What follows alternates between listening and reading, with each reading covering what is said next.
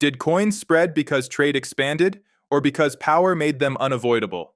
Picture a market where every purchase turns into a fight over weight and purity. Then imagine a kingdom solving it with a stamp, and then forcing everyone to live under that measure. That's how coins spread, not by love, by pressure. You're on the edge of the Aegean, in a port that never sleeps. Donkeys groan under sacks of grain. Jars of oil clink on stone. A merchant places a pale piece of metal, a mix of gold and silver, onto the scale, and that mix matters. Electrum isn't pure. Its gold content can swing from piece to piece, so every deal invites the same accusation.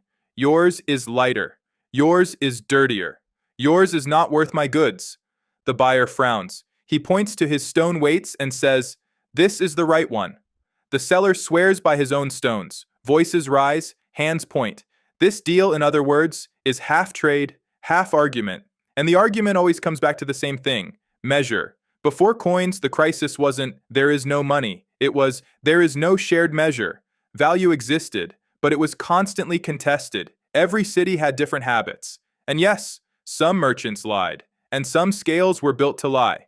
Western Anatolia isn't a quiet village. It's a crowded crossroads. Caravans coming from the interior, ships passing along the coast, temples collecting dues, palaces feeding armies. Trade is heavy, tax is hungry, arguments are expensive, and this is where the coin is born, not in the hands of a genius merchant trying to save time, but at the intersection of rulers, metalworkers, and the market.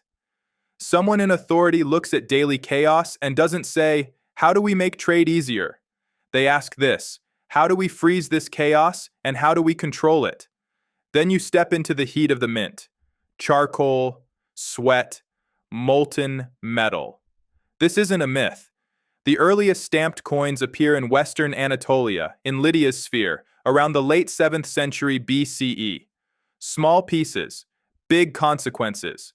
The craftsmen melt the metal, divide it into fixed weights, and press a symbol deep into each piece. This isn't decoration.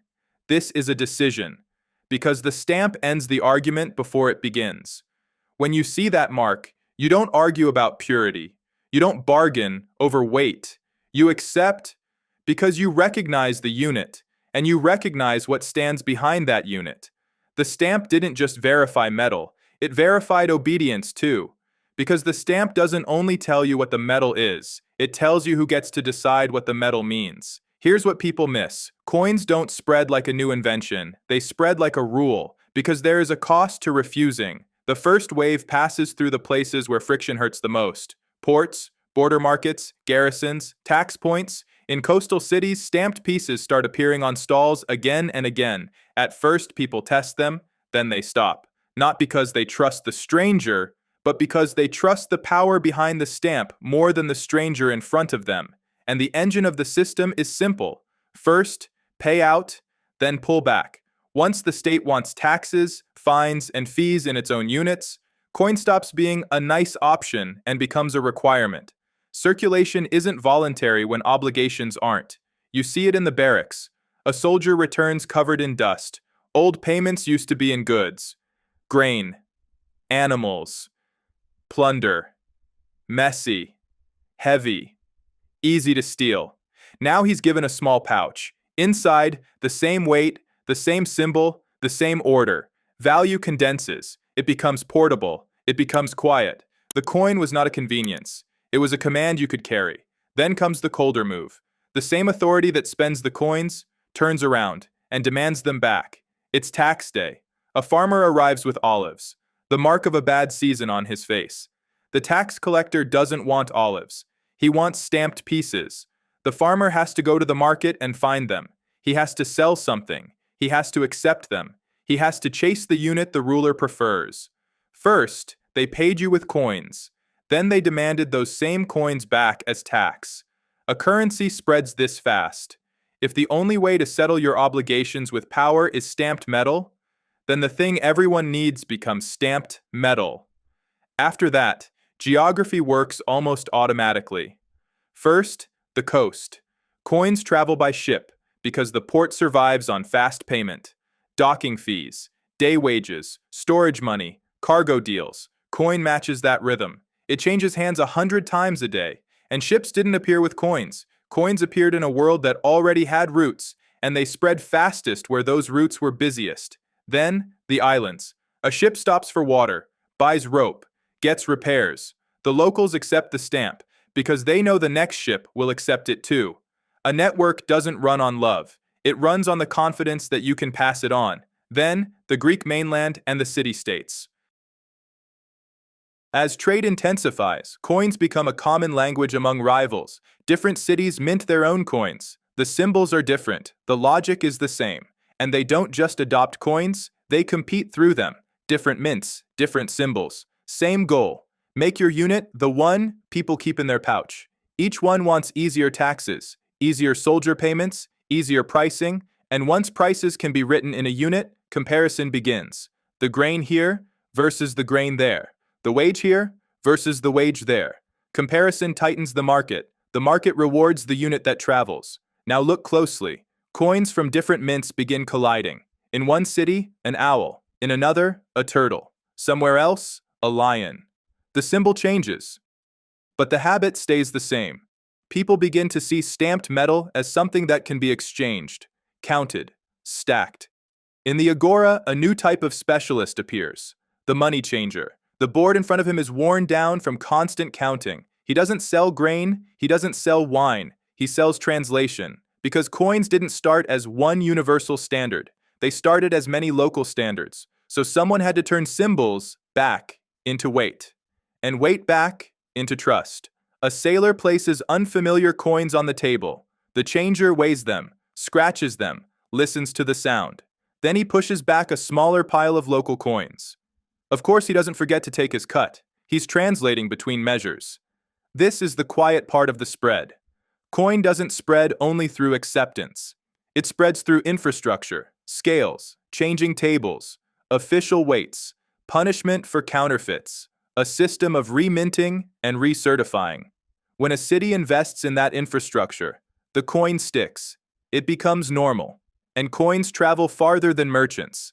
Think of mercenaries, hired across borders, paid in a unit they can carry home. A ruler can hire a foreigner if he can pay a foreigner. Coin makes violence portable. Portable violence shifts borders. As soldiers rotate between ports and camps, their pay becomes another river carrying stamped metal outward. Follow the sea routes west.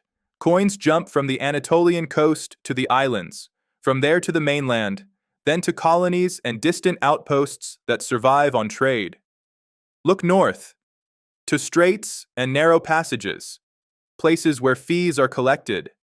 Look inland, bridges, passes, toll points. Every time authority extends a hand for payment, coin finds a new foothold.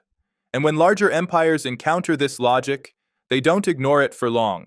They standardize it on a larger scale. They issue their own stamped pieces.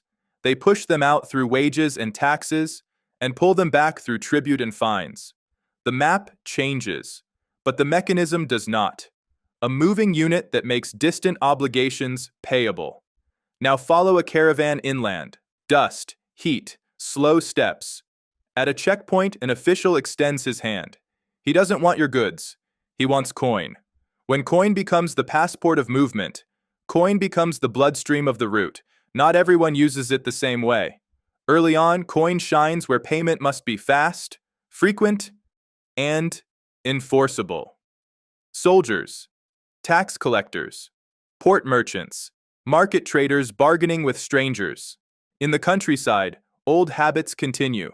Coin doesn't erase everything overnight, it overlays it, especially where power touches you most directly. As an American citizen looking at this story, a pattern stands out. New money spreads first, where compliance is not negotiable. Coins also move with armies. As the state expands, it needs logistics that can scale.